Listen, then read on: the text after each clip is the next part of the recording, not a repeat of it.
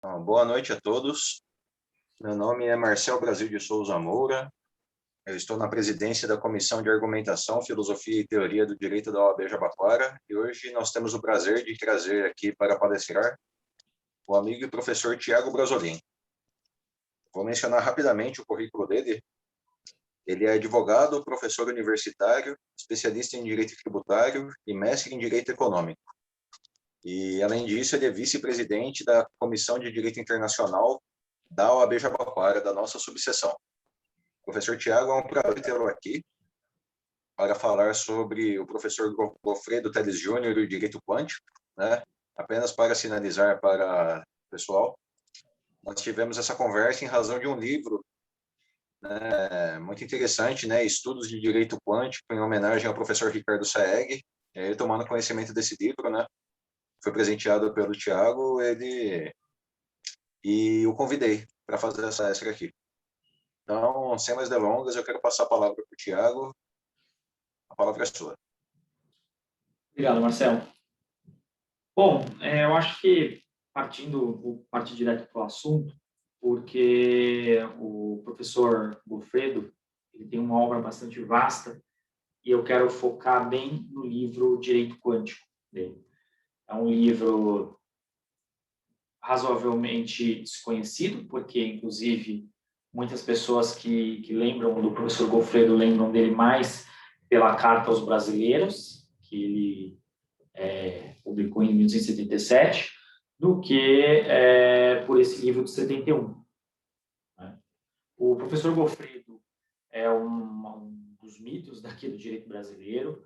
Ele foi um professor que lecionou durante muito tempo na Faculdade de Direito de São Francisco e teve uma vida bastante longa. Né? Ele foi soldado constitucionalista, dizia que era professor de direito por uma vocação genética e foi até deputado federal de 1946 a 50. Né? Depois disso, ele largou a política, que se dedica somente ao direito, e ele sempre foi opositor a todo tipo de opressão, né? Que foi o que, inclusive, motivou ele a escrever a Carta aos Brasileiros, que no auge da ditadura, né, ele, nas arcadas do Largo São Francisco, leu e formalizou a sua oposição ao governo, que para ele era ilegítimo, né, que ele expressamente taxava como ilegítimo, dos presidentes militares. Então, até vou destacar um trecho aqui da Carta aos Brasileiros, apesar de não ser o tema do direito quântico, mas vocês vão ver que tem uma ligação. Né? A Carta aos Brasileiros ela acaba evocando o direito quântico, que é um livro anterior. Ele fala o seguinte, por exemplo, em lugar dos direitos humanos a que se refere a Declaração Universal das Nações Unidas, aprovada em 1948, em lugar do habeas corpus, em lugar do direito dos cidadãos de eleger seus governantes, esses estados e sistemas colocam frequentemente o que chamam de segurança nacional e desenvolvimento econômico. Com as tenebrosas experiências dos estados totalitários europeus, nos quais o lema é e sempre foi segurança e desenvolvimento, aprendemos uma dura lição. Então, o professor Goffredo, ele tinha muito essa questão de de pugnar pela liberdade, né, de lutar pela liberdade, de lutar pela democracia. E aí, nós temos o livro Direito Quântico, é o livro de 1971, e a leitura que eu faço do livro Direito Quântico é uma leitura que é uma obra destinada à educação científica dos juristas. Né? Imagina-se que, em 1971, boa parte das descobertas científicas que hoje, para nós, são relativamente comuns, eram coisas bastante inovadoras. Né? Então, o professor Goffredo, ele aborda muitas coisas da física quântica, apesar que em 1971 a física quântica já não era uma novidade, né? Acho que os os estudos pioneiros de física quântica são dos idos de 1905, 1910, mas eu imagino que o professor Goffredo ele escrevia para o público que ele encontrava ali na Faculdade de Direito da USP, né? Então, professores que, assim como ele, foram educados em 1930, 1940, quando muito, e que, muitas vezes, eles tinham uma noção desatualizada da ciência. E dessa noção nova de ciência, dessa noção moderna de ciência, ele pretendeu, né, extrair um conteúdo jurídico. Então, a primeira coisa que eu acho importante é assim, por que o nome direito quântico? É uma coisa, hoje em dia a gente vê muita pseudociência querendo denominar os seus aspectos ali como quânticos, né? Então, você tem aí várias aí curas quânticas, tratamentos quânticos. E eu acho que a primeira coisa que eu quero trazer nessa palestra é justamente mostrar que o livro do professor Goffredo não tem nada de pseudocientífico. Tá? Inclusive, se você pega o primeiro terço do livro, né, que é um livro extenso, de mais de 300 páginas, as primeiras 100 páginas é de ciência pura, de ciência baseada em cientistas renomados, em pesquisa séria, tá? Não tem nada de místico, não tem nada de metafísico. Então, o professor Goffredo ele escreve, né? O termo direito quântico é um nome. É o nome criado pelo autor deste livro com a intenção deliberada de assinalar que as leis, criações da inteligência para a ordenação do comportamento humano em sociedade são tempestivas expressões culturais de subjacentes, silenciosas e perenes exposições da mãe natureza. Esse nome foi inventado para lembrar que a disciplina jurídica da convivência é a ordenação do universo no setor humano. Então, a principal preocupação do professor Goffredo era mostrar que o direito, essa ordenação social, ele tem ligação com as disposições genéticas, com as disposições internas das pessoas. E essas disposições genéticas ecoam, de alguma forma, disposições dos elementos físicos, né? Dos átomos, dos elétrons, das questões subatômicas, que são bastante próprias da física quântica, né? Então, o professor Goffredo ele tenta deduzir esses avanços da ciência que ele com certeza leu, porque ele cita obras bastante famosas e algumas assim bastante densas. Ele tenta deduzir uma racionalidade que permita fundamentar a ordem jurídica, né? Então, ele tem algumas coisas que são muito interessantes, né? Por exemplo, uma hora ele vira e fala que desordem é a ordem que não queremos.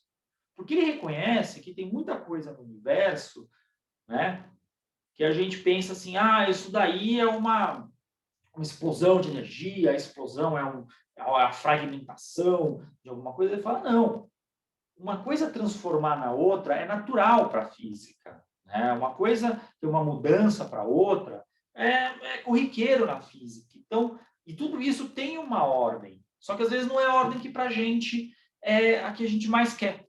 Né? E disso, ele sempre volta a crítica aos regimes totalitários, à ditadura brasileira, né? Aos regimes que suprimem as liberdades individuais. Ele sempre vai fazendo essa ligação, porque em 71, quando ele escreve, ele já era um professor que se colocava contra todo tipo de supressão dos direitos, né? O professor Goffredo ele foi no funeral do Vladimir Herzog, ele se posicionou, achou aquilo uma brutalidade.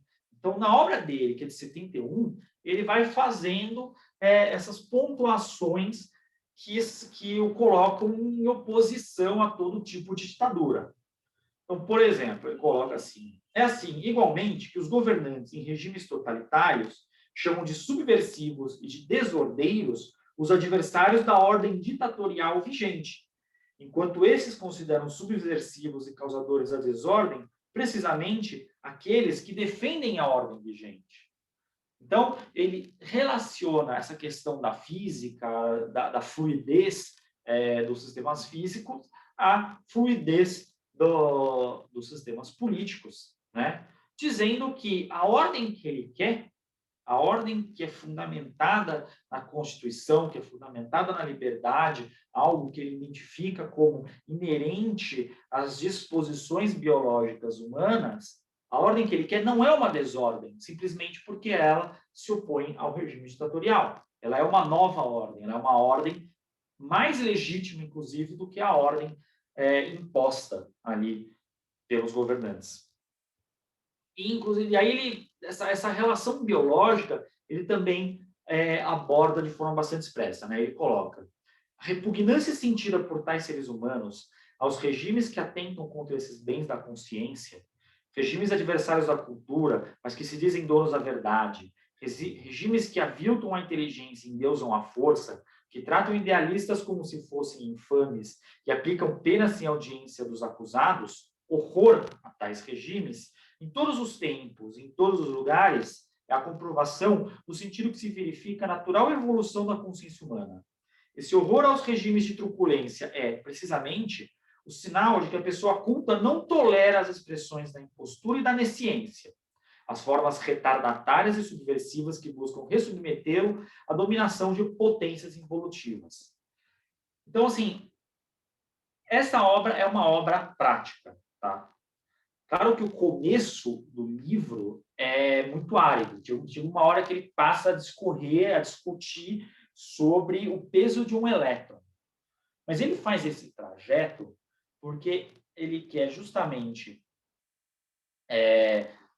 retomar as evoluções da ciência que ele verificou em 1971 para apresentar uma nova realidade aos juristas, né?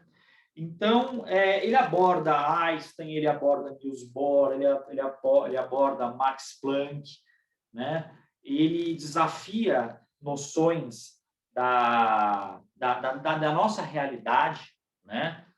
Mas sempre com o pé firme em ciência séria. Ele não trabalha com pensamentos metafísicos, né? Então, ele interliga física com marxismo, com neotomismo.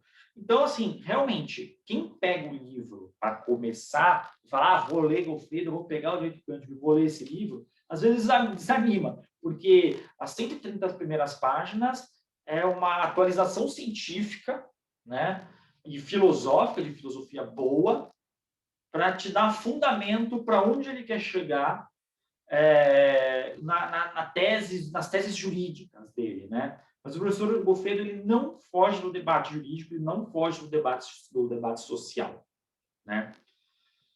Então, ele faz toda essa trajetória de criação do universo, de uma criação física do universo, para chegar na eclosão da vida, né? E aí quando você fala assim, quer dizer, eclosão da vida, nós vamos começar a falar direto e direito? Não. Aí ele faz uma eclosão da vida dos ácidos nucleicos até a formação dos primeiros organismos, né? E aí, para seres complexos, com o nascer da consciência, que é o diferencial do ser humano. E é uma crítica que ele não faz expressamente, apesar que ele sempre trata as questões religiosas como uma possibilidade e não como a regra, né? Ele não fala, isso logo no começo do livro, ele não fala assim, então Deus criou o universo. Não, ele parte da teoria do Big Bang, né? Ele parte de uma nuvem de energia, que é uma coisa científica e não religiosa. Mas há uma crítica que ele não faz, que é justamente a oposição das explicações que ele coloca a formulações religiosas, né? Ele não vai falar assim, tal direito vem de uma inteligência superior, de um Deus cristão. Ele tenta encontrar um fundamento nas nas disposições biológicas dos seres humanos, né? E em 1971, se a gente parar para pensar, é algo bastante inovador e desafiador, né? Eu tenho certeza que em 1971, assim como hoje, mas acho que até mais em 1971, tinha muita gente que buscava a definição de alguns conceitos jurídicos num Deus cristão. E o Goffredo, ele, da mesma forma que ele desafiou a ditadura, ele desafiava essas noções correntes. Então, isso está no livro, na página 266, ele fala o seguinte: à medida que a ciência avança, paulatinamente recua a área do mistério. Mas por mais que a ciência progrida, sempre haverá um imenso lugar para o mistério.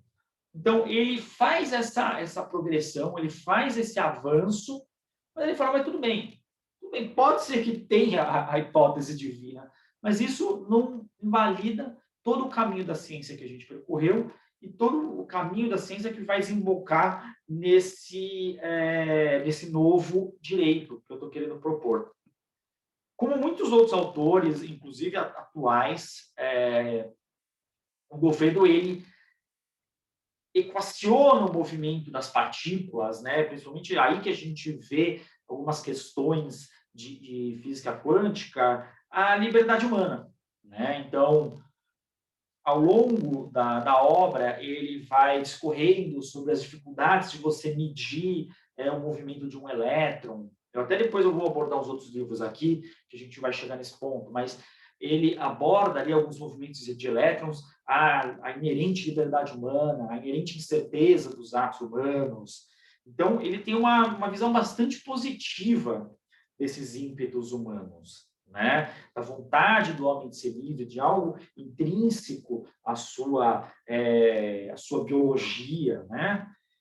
E isso, eu acho que é interessante que hoje nós vemos muito pessoal da psicologia evolutiva, da antropologia, que trabalha com alguns conceitos, né? O Goffredo, ele coloca o seguinte, que as espécies que se comportam bem, que as espécies que não destroçam o seu meio ambiente, que cooperam, cujos membros da mesma espécie cooperam entre si, elas progridem. As espécies que têm aí comportamentos destrutivos para com o seu meio ambiente, para com o seu igual, elas definham e morrem. Então, hoje, nós vemos pesquisas seríssimas de psicologia evolutiva que chegam em conclusões bastante parecidas com a do Goffredo, né? Por que o ser humano, às vezes, tem uma tendência a proteger as crianças, né? A proteger pequenos animais? Aí os cientistas, eles falam, isso daí são resquícios de comportamentos que foram os comportamentos que garantiram a sobrevivência da espécie. Os membros da espécie humana, que no passado distante não detinham tais comportamentos, eles não lograram tanto sucesso em passar os seus genes para frente quanto aqueles que têm comportamentos que hoje nós entendemos como socialmente aceitáveis. Então, eu acho que é aí que vamos dizer, o pulo da obra do professor Goffredo, né? E aí a gente chega à segunda metade do livro. E a segunda metade do livro é uma obra jurídica mais tradicional, ainda que sobremaneira muito bem escrita, muito interessante. Ele escreve de um jeito legal, sempre buscando exemplos, sempre trazendo ali coisas para ilustrar o que ele está dizendo, que é uma obra de teoria geral do direito, né? Eu acho que tem alguns conceitos ali que me servem no meu dia a dia, como conceitos gerais jurídicos. É o tipo de coisa que, se você quer abordar em sala de aula o professor Goffredo, talvez seja interessante você tirar excertos ali dessa segunda parte do livro e ir trabalhando eles como uma obra mais tradicional de teoria geral do direito, né? E teoria geral do direito, boa, não uma coisa manualesca aí. Então, ele vai retomando nesses exemplos os conceitos da biologia e da psicologia, né, para ilustrar que os governos evoluídos são os mais abertos, como sistemas celulares, cujas membranas, no passado, deixaram passar coisas do seu meio e evoluíram, né? Os sistemas de RNA que evoluem, que se transformam em DNA, essas coisas aí são fruto de sistemas biológicos mais abertos, né? Então, ele vai trabalhando isso para se opor expressamente a governos ditatoriais, que são governos mais fechados, que são sistemas químicos pré-biológicos e que são menos evoluídos, né? Então, eu acho que aí que o Goffredo ele tem um toque de genialidade. Interessante você ver isso numa obra séria e que não desbanca para coisas míticas, né? Isso eu estou estressando bastante esse ponto, porque mais para frente eu quero abordar um pouco a questão do mito do quântico, né? Que o Goffredo não entra e que muita gente usa o Goffredo para gerar mais confusão quanto o mito do quântico. E aí ele coloca expressamente, né? O ser humano possui em suas próprias células os padrões da democracia.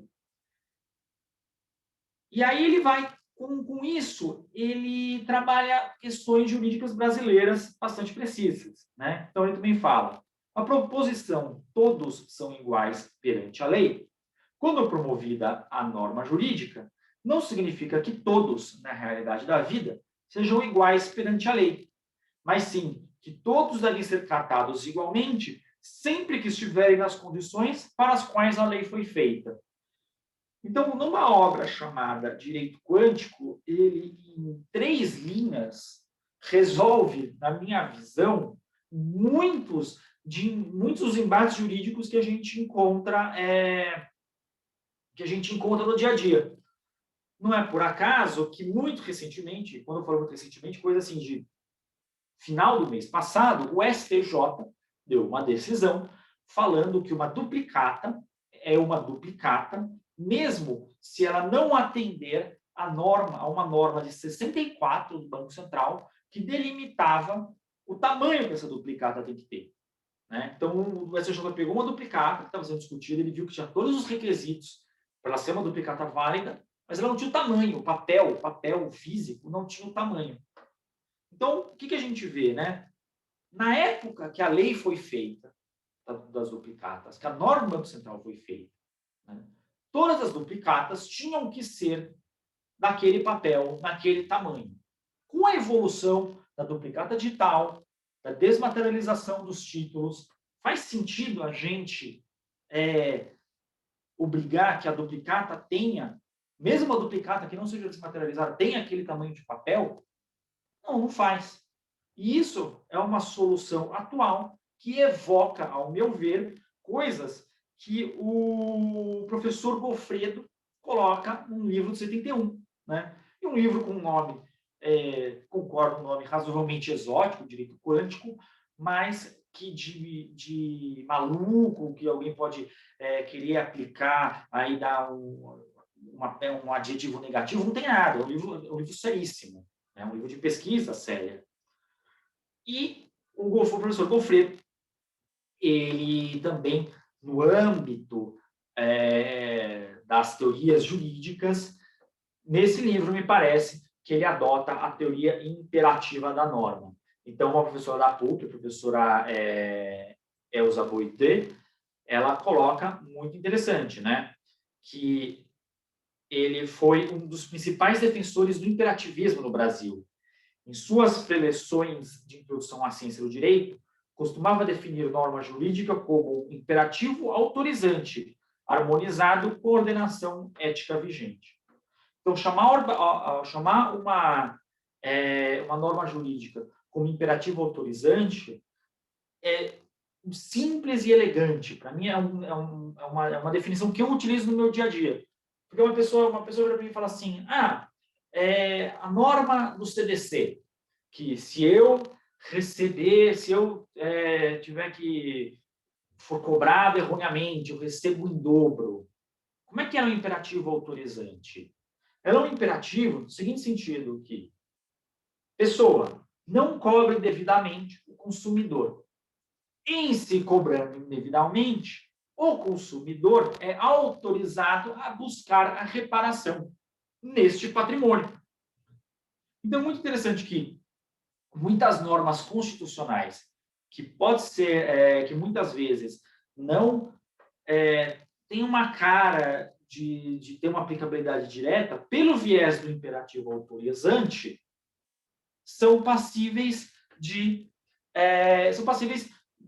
ter uma aplicação facilitada a partir do momento que nós temos, que nós adotamos a teoria imperativa do professor Goffredo. Então, por exemplo, tem um direito lá na Constituição, um direito qualquer, que carece ali de uma regulamentação um pouco mais específica. Pois bem, o que esse direito quer dizer? Provavelmente pode ser que o Estado respeite tal direito do particular. Em não respeitando, o particular pode buscar, né? E é interessante que ele pode buscar, e isso está, inclusive, alinhado com como o nosso poder judiciário funciona, né? O poder judiciário precisa ser provocado. Não adianta a gente virar e falar, as pessoas têm esses direitos. As pessoas têm esse direito, elas têm, na verdade, a possibilidade de buscar a concretização desse direito. Porque dizer que alguém tem o direito à moradia, na prática, a gente está dizendo muito pouco. O que é o direito à moradia? Como ele se concretiza? Como que a pessoa vai buscar isso? Então, o professor Goffredo, ele sempre me parece muito preocupado com o estado das coisas, com o estado do direito que ele encontrou em 71. E me parece também que ele parecia muito preocupado com o nível de conhecimento científico dos seus pares, né? Por isso que a obra começa com uma grande atualização do que o mundo científico, do que o mundo científico entendia por realidade, por concretude, em 1971. Deixa eu ver, eu tenho umas perguntas aqui, porque eu ainda tenho umas consideraçõezinhas. Tiago, se quiser deixar para o final, aí eu leio a pergunta, quando você terminar. Pode ser. Deixa eu só ter algumas considerações do próprio professor Goffredo, que eu acho que às vezes podem responder alguma consideração. Então, ao final do livro, ele não deixa mistério sobre o que é a teoria quântica do direito. Ele fala que o quantismo jurídico é a tese de que o direito se insere na harmonia do universo, do unum versus alia, do uno feito do diverso, e, ao mesmo tempo, dela emerge como requintada elaboração do mais evoluído dos seres, o ser humano, porque tem consciência. O direito quântico é o direito natural, não o direito natural doutrinário ou ideal, mas o direito promulgado pelo governo legítimo, uma preocupação clara, concreta, com legitimidade do governo. O direito que flui da interação dos fatores multívios do meio ambiente e das imposições genéticas dos seres vivos, e que simplesmente exprime a disciplina imprescindível da convivência humana. Dito isso, eu acho que é importante a gente pensar duas coisas sobre o livro do Goffredo. Primeiro, por que misturar ciência com direito? Essa pergunta ela é um pouco carregada, talvez, de um preconceito, a partir da ideia que a gente tem que decidir se o direito é uma ciência ou se até mesmo ele pode ser comparado a uma hard science, né? A química, a física, a biologia, a física quântica, essas ciências matemáticas, né? Que geralmente, quando a pessoa fala assim, pensa a palavra cientista, pensa em alguma dessas disciplinas. Mas supondo que o direito não seja comparável a uma dessas hard sciences, né? Esse tipo de trabalho no qual o cientista de alguma dessas ciências se envereda pela filosofia e que o Goffredo, talvez como um filósofo do direito, se envereda pela ciência, é bastante comum, né? O Richard Feynman, que ganhou um prêmio Nobel, virou um debatedor ferrenho em favor do ateísmo, né?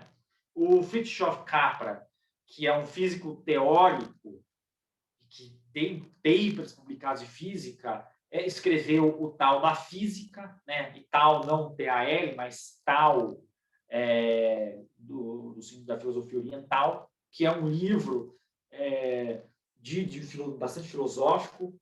O Niels Bohr, que é um dos pais da física quântica, né? Ele, no final ali da sua vida, se dedicou com muito afinco à filosofia, sendo que, inclusive, um outro cientista da época, o Heisenberg, chegou a dizer que ele era mais filósofo do que físico.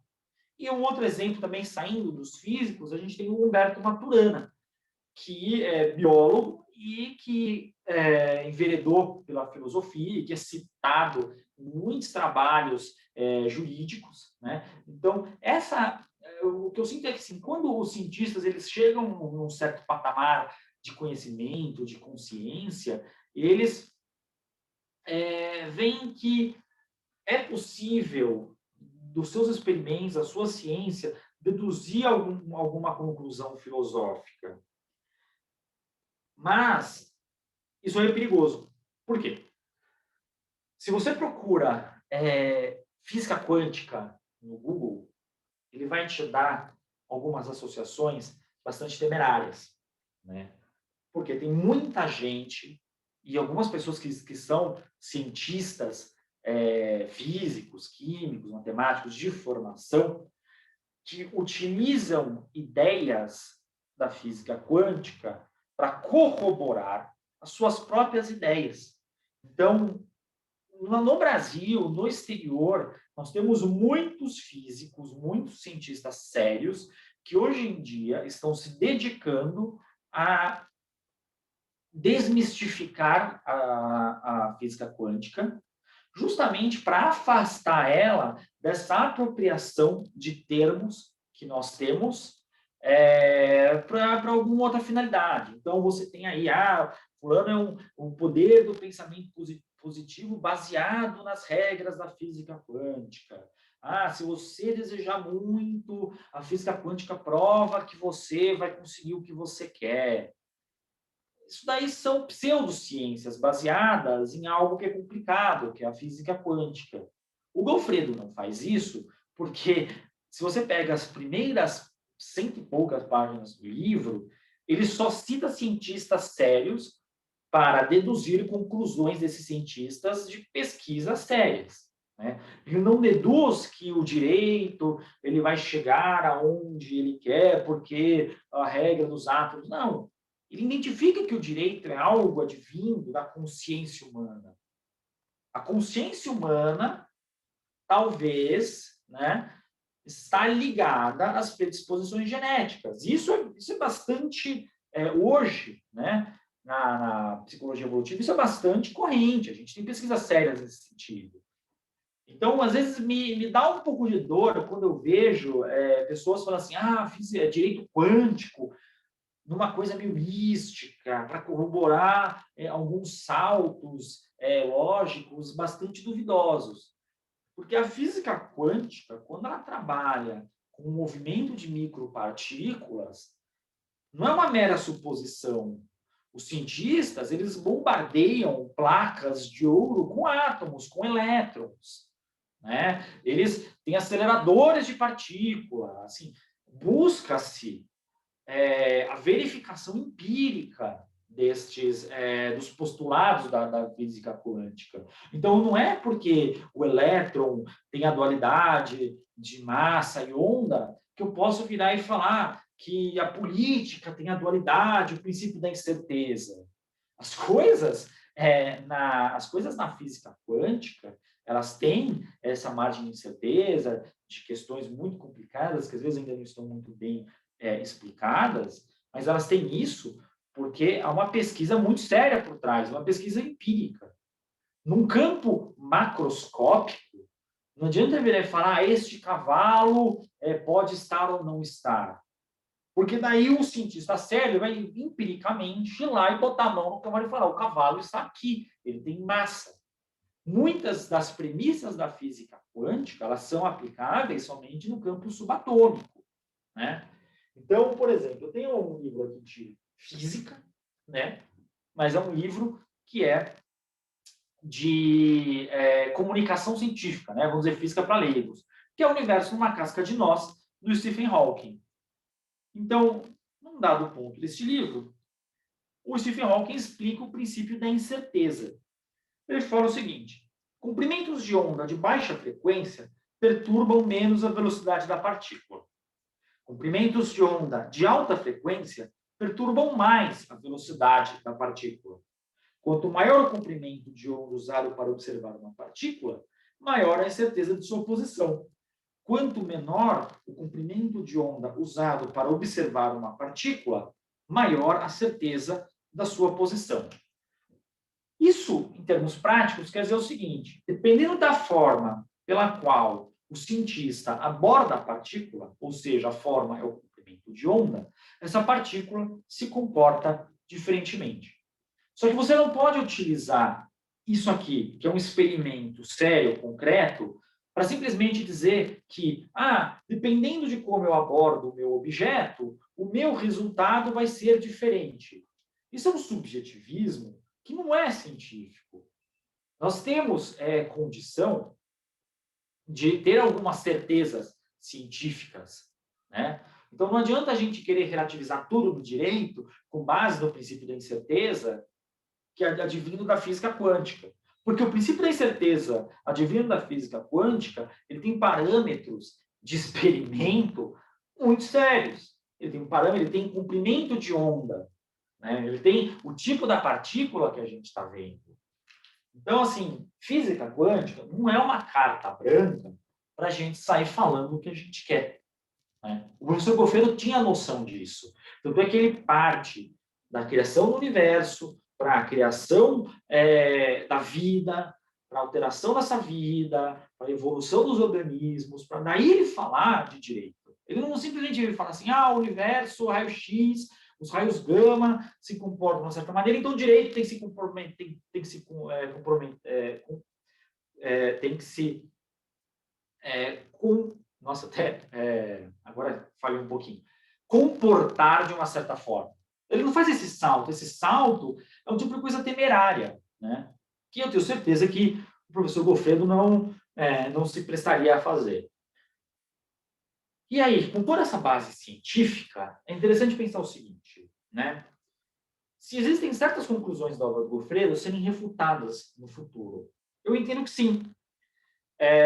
Até porque, se é uma obra de ciência do direito, ela não é uma verdade eterna, uma verdade permanente. Então, se a gente, por exemplo, nesse do princípio da incerteza, né?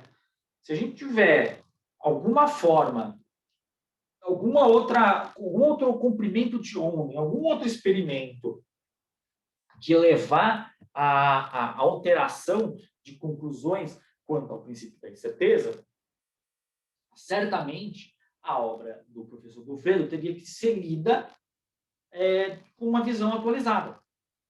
Mas eu não vejo isso como um demérito. Inclusive, eu acho isso muito interessante. Porque se é uma obra científica, ela tem que estar aberta a ser refutada.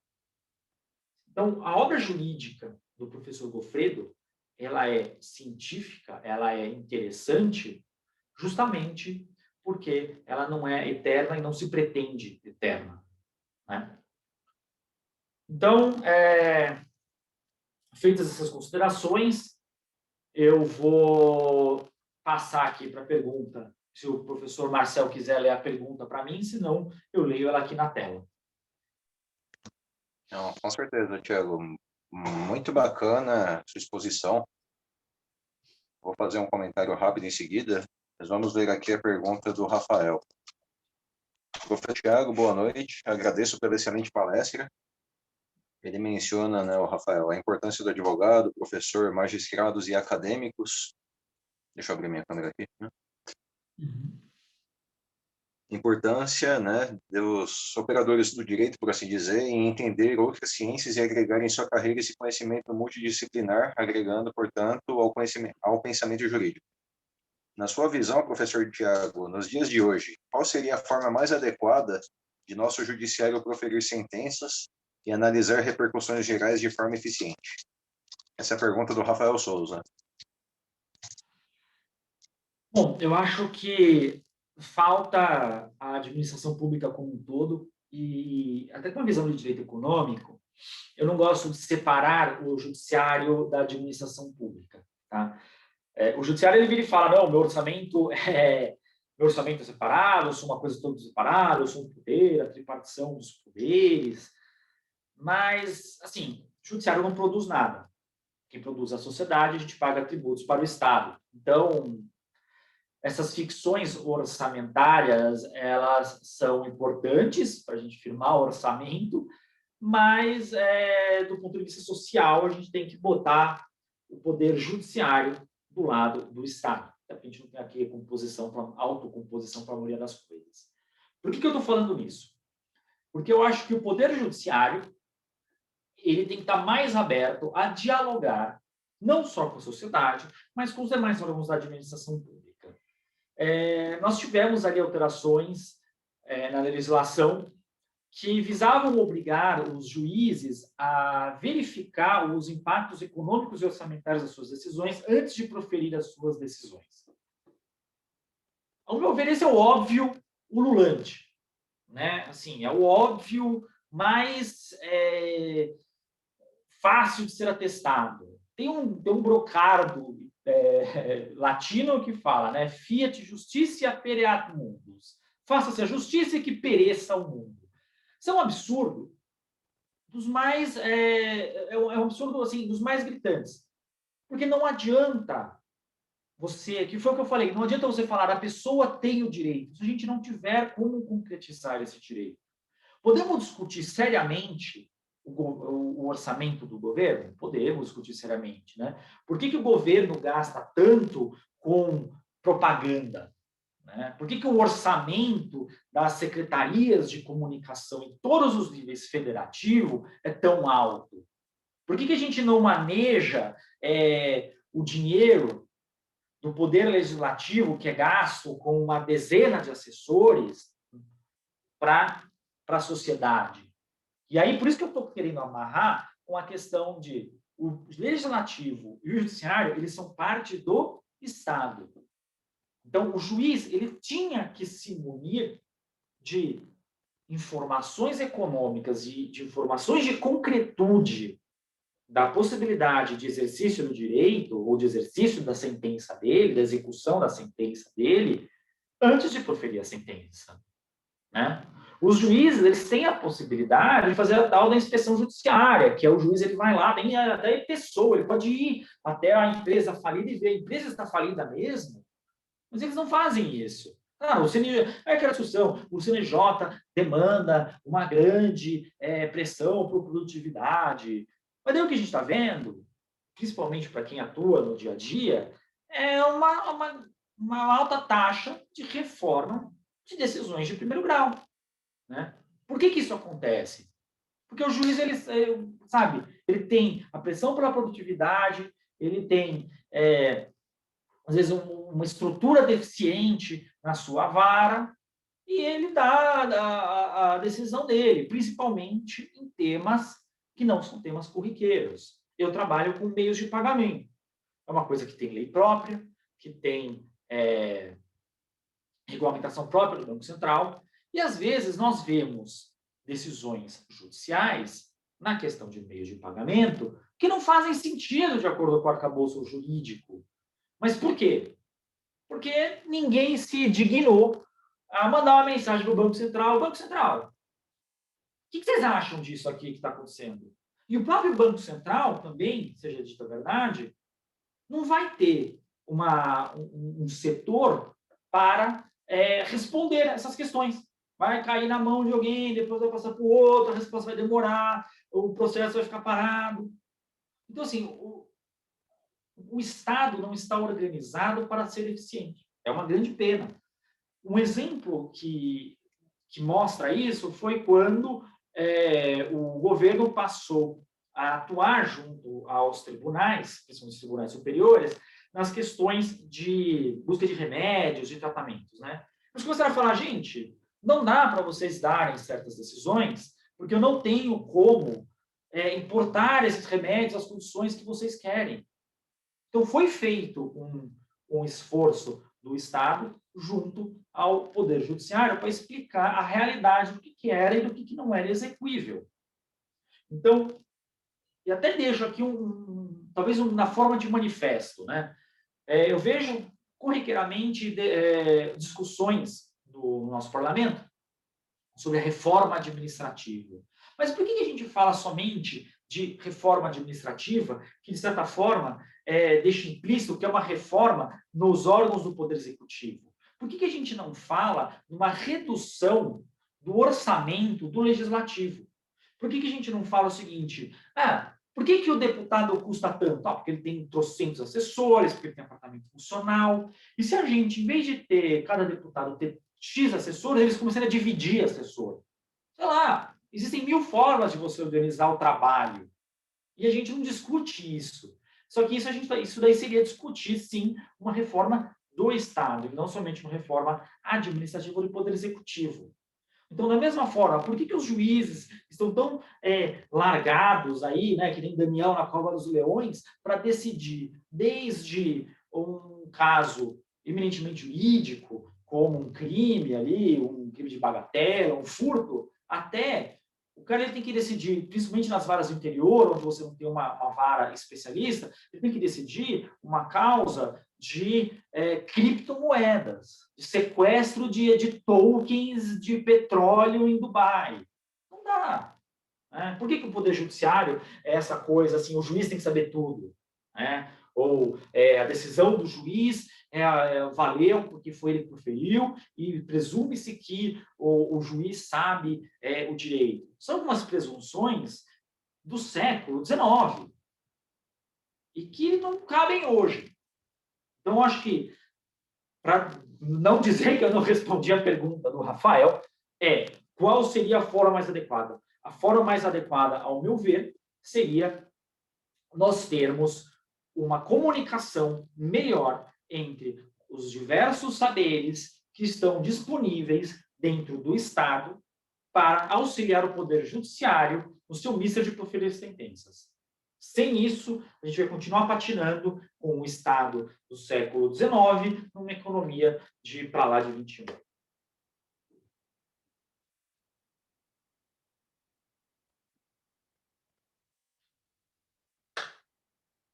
Marcelo, acho que você está no mudo. Perdão. Muito bem colocado, né? Muito bem respondida a questão do Rafael. Eu quero colocar aqui o comentário do Eduardo Garcia de Lima. Grande Eduardo, uma satisfação ele estar aqui. Seu amigo. Nossa, ele é um...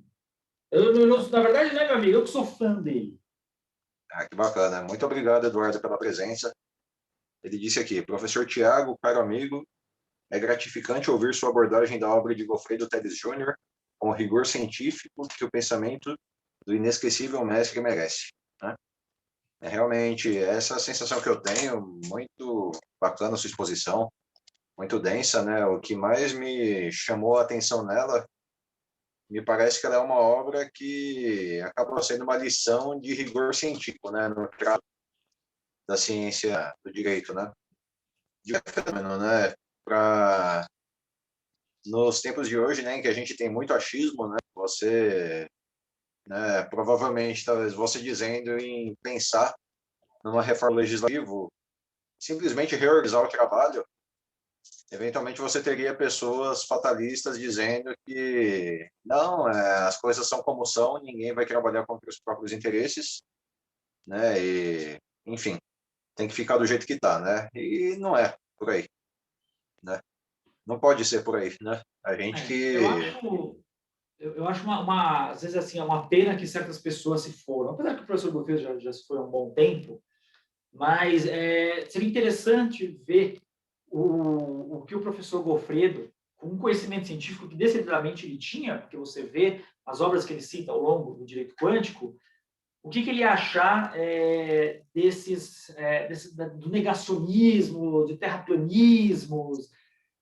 Eu acho que, assim, no mínimo, ele ia arrancar todos os cabelos no primeiro momento, né? Porque a gente que está aqui, não tem o rigor científico do professor Goffredo, estamos quase arrancando nossos cabelos, mas, no mínimo, ele ia dar um pito nesses juristas que pretendem abarcar com o direito qualquer tipo de absurdo científico. E não dá para fazer isso. Né? E o professor Goffredo mostra que não dá. Sim. Isso Então, eu achei muito interessante, essa colocação, né, do direito quântico, né? E não é uma carta branca para você sair dizendo qualquer coisa, né? Fazendo os saltos lógicos que você mencionou, né, professor? Eu achei muito legal essa colocação dos saltos, né? A gente que é do meio acadêmico sabe que o raciocínio precisa ser muito bem amarrado, né? Você não pode simplesmente deixar alguma coisa implícita, né?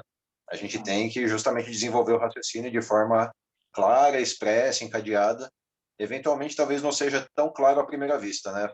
Com o livro do professor Goffredo, por exemplo, né? Para quem começa, vai ter uma impressão ali de que vai ser só física pura e, né, ciência hard pura e desanima, né? Sim. Mas aí você chega no final, você percebe esse encadeamento todo, né? Muito bacana. Você ia falar alguma coisa? Não, eu acho que talvez até como considerações finais, a gente já está aqui caminhando para 1 hora de apresentação. O professor Goffredo, ele na semana goffrediana, eu lembro, né, que o Migalhas, inclusive, sempre faz, uma semana que não mencionaram esse livro, né? E talvez não tenham mencionado esse livro justamente por conta do mito quântico que a gente tem aqui no Brasil e no exterior. Mas a informação que eu quero deixar, às vezes quem chegou no final ou quem na barrinha da gravação vai chegar lá no finalzinho, esse livro ele não tem nada de metafísico, ele não tem nada de viagem, ele não tem nada de místico. É um livro de direito sério, de teoria geral do direito séria, boa e bem escrita. Você até pode discordar, né? O professor Goffredo é imperativista, né? Você tem linhas da filosofia do direito que se opõem ao imperativismo, mas tudo bem. Só que você vai ter que se opor a ele fazendo ciência, diferentemente de quem usa o quântico para afirmar qualquer coisa. E as pessoas geralmente fazem isso, fazendo esse salto lógico, justamente para não deixar claro que elas estão tirando o coelho da cartola. Então, para mim, obrigado. Não, muito bacana, professor, né? Só fazer um apontamento geral, né? Eu acredito que o pensamento do professor Goffredo, né, isso precisaria ser aprofundado, né? Eu não posso simplesmente saltar da teoria dele para outra teoria que eu vou mencionar. Mas, no caso, me parece à primeira vista que se alinha com o pensamento complexo do Edgar Morin, né? Essa visão do mundo não como essa coisa que a gente tem, né? De forma geral nas faculdades, né? Por exemplo, na faculdade de Direito, de você simplesmente aprender a lei pura, né? Nós sabemos, né, que as matérias, né, salvo faculdades de ponta, as matérias propedêuticas, né, como introdução ao estudo do direito, teoria do direito, sociologia, são tidas como preenchimento de currículo, basicamente, e você não tem uma conexão ali, né? Pelo menos de forma geral, isso, claro, né? Você não tem uma conexão das matérias dogmáticas com essas matérias, eu diria, mais etéticas, né? Sim. E esse pensamento do professor Goffredo, eu acredito que se alinha bastante com o pensamento complexo do Morin, na medida em que ele considera o direito de uma forma contextualizada, né? No contexto das ciências em geral, né? E aproveitando o arcabouço de várias disciplinas para fundamentar suas teses. É muito interessante. Bom, eu Exatamente. quero te agradecer aqui, professor. Muito claro. Desculpa, fala. Não, você colocou de forma muito clara. Realmente, o professor Goffredo ele é muito sincero na sua obra, e como toda obra sincera e que expõe os seus fundamentos, ele abre ali espaço para discordância. Né? Sim. Então, recomendo a leitura. Quem tiver desanimado, me manda uma mensagem, eu releio junto com a pessoa, porque é um livro muito legal. Deixa eu aproveitar e mostrar aqui a capa do livro que o professor Tiago ajudou a coordenar. Não sei se dá para ver bem. Insight. Tem diversos organizadores, dentre eles o professor Tiago Brasolin. Acredito que pode ser uma leitura inicial, não uma leitura prévia ao livro Com do certeza. professor Goffredo. Eu tenho, né, além de ter sido organizador desse livro, eu tenho um ensaio nele, no qual eu busco muito, junto com a Luísa Reinhard, a gente busca muito trazer a pessoa do professor Goffredo, né, buscando ali entrevistas que ele concedeu, para depois a gente abordar o contexto, né, e onde ele quis chegar com a obra de direito quântico. Então, o artigo ele é bastante didático e traz uma visão tanto do professor Goffredo enquanto pessoa, né, quanto enquanto doutrinador do direito quântico. Tá ótimo. Eu quero deixar aqui o meu abraço para a nossa audiência, agradecer a presença de vocês, agradecer ao professor Tiago. Muito obrigado pela palestra, foi muito bacana, muito erudita, né? Muito esclarecedora para a gente sobre o direito quântico. Quero ressaltar aqui para a nossa audiência que quem tiver interesse em emissão de certificados, basta enviar um e-mail para marcel.brasil@gmail.com, o nome completo e o número do documento de identificação. Eu vou providenciar perante a subseção da OAB Jabaquara e assim que estiver disponível eu informo o código por e-mail, né? Eu respondo o e-mail de vocês para o download dos certificados. Então, aí agora eu passo a palavra ao professor Tiago para o encerramento. Agradeço a presença de quem entrou aqui no nosso webinar do Zoom, de quem está assistindo ao vivo no streaming do Facebook. Eu acho que a gente discutir o direito de forma séria é bastante importante, porque hoje eu vejo que o direito está sob ataque, né? Então, nós temos que partir do ombro de gigantes como o professor Goffredo, para que a gente possa, para que a nossa visão possa chegar mais longe. Obrigado. Muito obrigado a todos. Uma boa noite.